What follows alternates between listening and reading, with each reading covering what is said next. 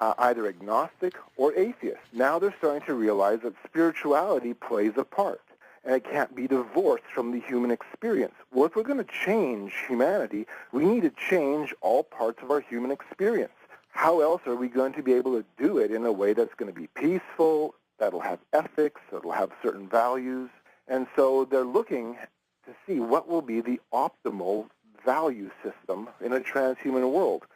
And it's about the group. It's about making sure that you play well with others. You are all part of this hive mentality. And that's, again, a phrase that's thrown around a lot in transhumanist circles. Chaos theory, hive theory. We will all more or less be like worker bees, and we will create this utopian society. Well, religion, of course, plays a big role then, because religion determines how we interact with each other, how we develop our values and our beliefs and our ethics. It's not surprising when you take a look at transhumanism what type of value systems they're looking at. And it becomes an interfaith value system, one where you cannot have exclusivity. You need to have a pluralistic, universal ideal. It has to be a universalist religion. You can remain a Christian just as long as you're not an exclusivist Christian or fundamentalist Christian. You can remain Islamic just as long as you adopt the more mystical sides of Islam. Hinduism, no problem. You're already there. Yeah. Yeah. Same with Buddhism. Okay, now, other possible outcomes include the production of designer babies in the womb and even introducing DNA from other species into the human code, the building of a human plus equipped with advanced physical and cognitive traits. I could go on there. Okay, Carl, where are we at? I mean, how much longer do we have to wait, though I'm not exactly waiting expectantly here? How much longer before this is a reality? Designer babies in the womb, introducing DNA from other species into the human code, building a human plus, quote unquote, equipped with advanced physical and cognitive traits. Can I pick one out tomorrow, or is it 100 years away? No. In fact, some of that you can look back already in the past and see that it's been going on for a period of time already. This is stuff where we already are involved in either experimenting. It's either at the stage of theory or at the stage of actual experimentation. This is not something that we're talking about that's in the remote future. It's in our immediate future. It'll depend on how this plays out. That's going to be more the reality than anything else. How will this play out? We already are working. Major computer labs are already working on brain-computer interfacing. That's in existence already. It's just not practical. It's not completed yet, but the thrust is already there. A lot of what we're talking about isn't far-fetched anymore. In fact, it's pretty commonplace in certain circles, especially when you take a look at what we could do with genetics. Cloning, boy. Cloning is how old? 15 years, 10, 15 years old? And I remember the uproar, the ethical uproar that cloning created. Well, we can't clone human beings, and we clone Dolly the sheep, and after that, well, what's next?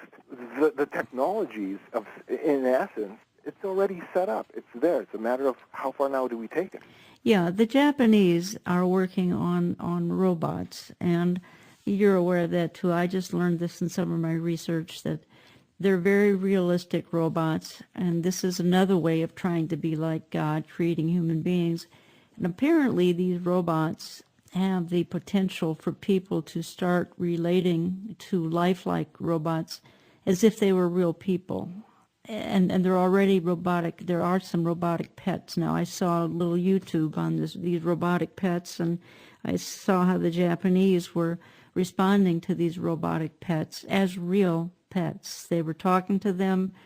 I mean, was it silliness and nonsense? Well, we could probably say it was a little bit, but nonetheless, as a pet lover, I mean, I just saw the sparkle in the eyes of and these were not real pets. These were robots.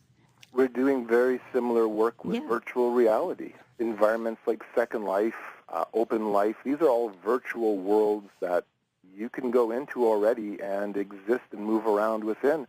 Talk to avatars Each avatar is represented by another human being somewhere on the planet, but all of a sudden it changes your perception of reality. And actually that's probably one of the bigger issues with transhumanism.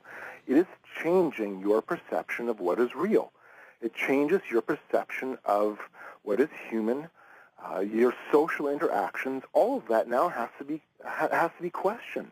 What does this all mean? It becomes a very fuzzy, very confused, very chaotic environment. And I'm seeing that even on university campuses today. When we were in Salt Lake City at this particular transhumanist conference, I walked through the library. I used to spend a lot of time, Jan, in university libraries, and you'd always see kids in the stacks pulling out books. They'd be chatting up in the commons room. There's always a buzz. There's always something happening, and it's always revolving around books.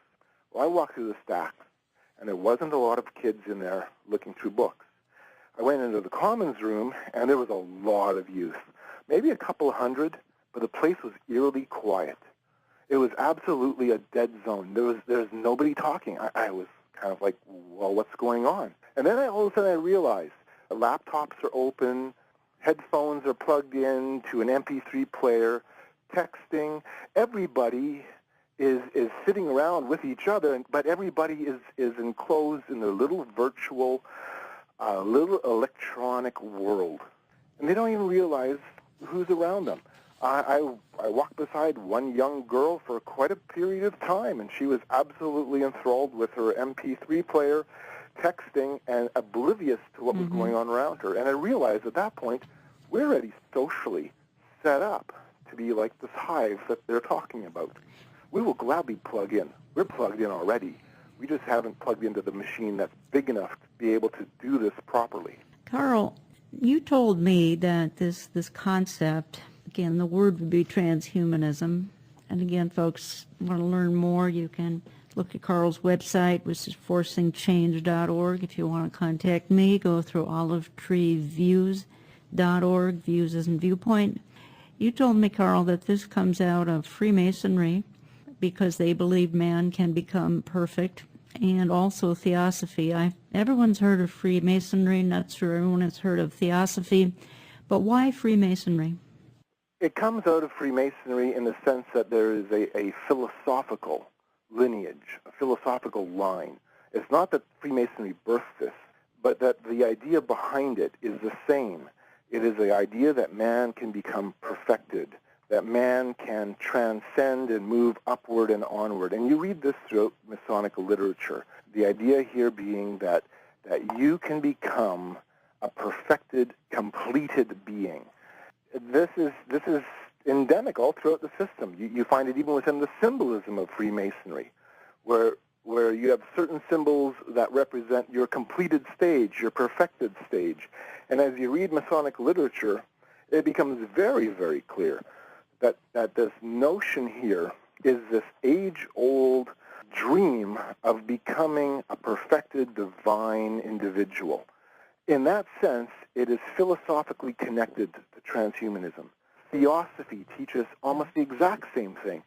Theosophy started in the 1880s as an organized movement, and what it does is it brings together Eastern mystical religions, Western occultism, and it throws in evolution, and it creates this science of religion. And I know that most people in your listening audience probably haven't heard of theosophy, but you've all heard of the New Age movement. Mm-hmm.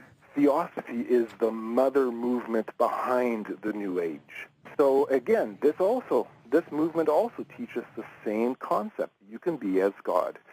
You can become divine. Actually, you are divine. You just haven't figured it out yet, which is really kind of ironic because I'm sorry, if we're supposed to be gods or godlike, why did we forget?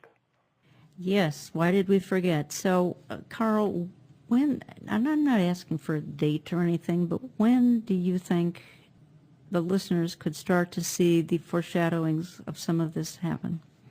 The next 3 years, 5 years at the outset. Some of this is already being demonstrated within the computer industry. In fact, maybe 3 years is way too far out. Some of these things, I think, you're going to start seeing even sooner. but how far it progresses Yeah. and what the backlash will be remains to be seen. You told me that the biggest barrier to this would be the evangelical Christian. And I've already said that there will be some Christians, I think, as I peruse all the notes that I took and the articles that I read, I think there are some Christians that would be willing to sell out if it made them live in good health to 150 years old, or you can fill in the blank, 200 years old, whatever. But you say the biggest barrier would be the evangelical Christian. That seems to be, at this point, the biggest stumbling block that the transhumanists have. If there's one thing I can say about the transhumanist movement as an atheist movement, because there's so much of this that has been pushed through atheism, as an atheist movement or a quasi-movement, there is extreme hostility towards evangelical Christianity. Mm-hmm. And this played out to a large extent at the meeting I attended in Salt Lake City. It's played out at numerous other transhuman events, and it plays out within their writing. They are very, very open about the fact that Christianity is, as an exclusivist religion, is the wrong belief system. It's the wrong value system. You're living in a fairy tale. You're living in a la-la land. Wake up to the reality of science. Wake up to the reality of technology. Quit trying to hold us back. Quit trying to stop us from achieving our ultimate end result. I'm going to give you a quote from a advocate of transhumanism. It's the best way of saying it. His name is Richard Seed. Now, Richard Seed was very involved with the Dolly Sheep cloning project, yes, the whole cloning atmosphere, and he's pushed for human cloning too. This is what he says. In fact, this is taken out of a transhumanist documentary. We're going to become gods, period. If you don't like it, get off. You don't have to contribute. You don't have to participate. But if you're going to interfere with me becoming God, we're going to have big trouble. Then we'll have warfare, unquote. Pleasant, isn't it? Okay. Well, there are 5 short points on transhumanism, and I'm going to go over those points. I think we'll wait till the other side of a break, and then I'm going to ask you, Carl, and then I'm probably going to let you go. But I think if listeners were to have to be on the lookout for something as it concerns, and again, folks, this is an issue of humanity and technology blending. So that because of technology, there could be the perfect human, the perfect soldier, which we've talked about now, the perfect anything, you fill in the blank. And of course, we know only God is perfection. And yet here we have man trying to be like God, which of course is a very biblical warning that that's going to be part of our society. So I think, if you can be thinking about that, Carl, when could folks start to, and even where could they start to see this shaping up? Where in society would they be foreshadowing of this particular issue that we're talking about? Okay, folks, just a couple of announcements here I want to give you. And again, Understanding the Times 2011, put it on your calendar, won't you, for October 7th, 8th. And that's going to be at Grace Church, Eden Prairie. And we were able to confirm a couple of speakers this week, Brandon House, Joel Rosenberg, Bill Koenig, and some others. We're still working on to finalize the program. And again, if you want to reach me by mail, it's Box 1452, Box 1452, Maple Grove, Minnesota, 55311. Remember, all the programming that we do out of Minneapolis, St. Paul, Saturday mornings, 9 to 11 a.m. Central Time, is posted to my website, Olive Tree Views. Late Sunday, we now are airing on 415 stations across the country, around the world on the Internet. And if you'd like to find out if we're in a city near someone you love, the best thing to do is visit the website at the radio link, and you can see where we are airing. Okay, I am coming back in just a couple of minutes. We're going to wrap things up with Carl Teichrib, forcingchange.org, talking about the blending here of technology and human beings to produce, eventually, the perfect individual. Okay, stick with me. I'm coming right back.